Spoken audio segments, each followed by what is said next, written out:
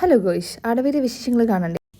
ഇതാണ് അവിടുത്തെ മെയിൻ പരിപാടി. ഇങ്ങനെ തുഴഞ്ഞു പോകണമെങ്കിൽ നമ്മൾ ഇതുപോലെ നിന്ന് ടിക്കറ്റ് എടുക്കണം. 600 രൂപയാണ് 4 പേർക്ക് ഒരു കുട്ടവഞ്ചി പോകണമെങ്കിൽ.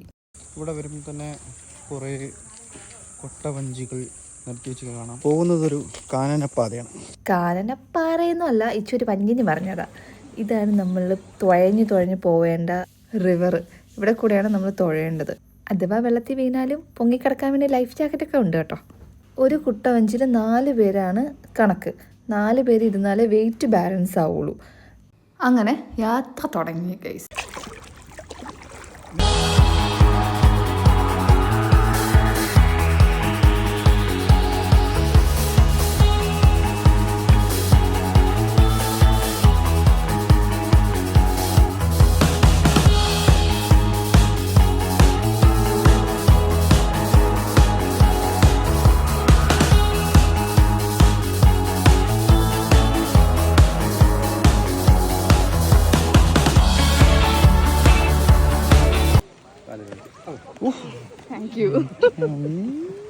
ലങ്ങനെ ഞങ്ങൾ കരയ്ക്കടുത്തു ഗൈസ്. പിന്നെ ഈ റിവറിൻ്റെ അപ്പുറത്ത് ഇതുപോലെ ഒരു സെറ്റപ്പ് സെറ്റ് ചെയ്തിട്ടിട്ടുണ്ട്. അവിടെ താഴ്ചയൊന്നുമില്ല, ഇതുപോലെ ഇങ്ങനെ ഇറങ്ങി നടക്കാൻ പറ്റുന്ന ഒരു ഇതേ ഉള്ളൂ.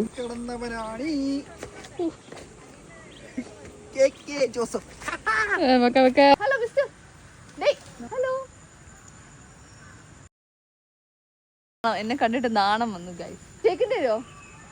2 കുരങ്ങുകളുടെ സംഗമം. കുറച്ചേരം അവിടെ തെണ്ടിപ്പറക്കി നിന്ന് അവരെയൊക്കെ കുറച്ച് അടിയൊക്കെ കണ്ട് പിന്നെ ഇറങ്ങി വരുന്ന സ്പീഡിൽ തിരിച്ചു പോകാൻ പറ്റില്ല. കുറച്ച് വേർത്തിട്ട് കയറി പോകാൻ പറ്റുള്ളൂ. സൈബീരിയൻ ഹസ്കി പോലെ ഇവിടെയുള്ള ഹസ്കിയാണിത്. അടവി ഹസ്കി. ആള് സ്മാർട്ടാണ് അല്ലേ? ഞങ്ങൾക്ക് കുറച്ച് വിശപ്പിന്റെ അസുഖം ഉണ്ട്, അതുകൊണ്ട് ഞങ്ങൾ പിന്നെ അവിടെ ഇറങ്ങി ഓരോന്ന് കഴിച്ച് അവസാനം നമ്മൾ ചിറ്റപ്പേരെ വീട്ടിലെത്തി. നല്ല ചൂടുണ്ട്. എല്ലാവരും അവരെല്ലാം കണ്ട സന്തോഷത്ത് കുറേ വർത്തമാനമൊക്കെ പറഞ്ഞ് ഇങ്ങനെ ഇരുന്നു. കുഞ്ഞമ്മേലും ചിറ്റയുടെ വീട് കൊട്ടാരക്കരയാണ് കേട്ടോ. മിക്ക സാധനങ്ങളും ചിറ്റ അവിടെ കൃഷി ചെയ്യുന്നുണ്ട് കേട്ടോ. കോവയ്ക്ക, കാന്താരി, മുളക്, പപ്പയ്ക്ക, പഴം. രാവിലെ മുറിച്ച് വെച്ചാലേ വൈകിട്ടാകുമ്പോ നല്ല പുതുപുതാവും. ചിറ്റയ്ക്കും കുഞ്ഞയ്ക്കും 3 പേരാണ് കേട്ടോ. ഒരാൾ ഇവിടെ ഇല്ല, വെളിയിൽ നിന്ന് പഠിക്കുക. ബാക്കി 2 പേരാ ഇവര്. പിന്നെ നമ്മൾ അവിടെ നിന്ന് ടാറ്റ ബൈ ബൈ പറഞ്ഞു വീട്ടിലോട്ട് എത്തി.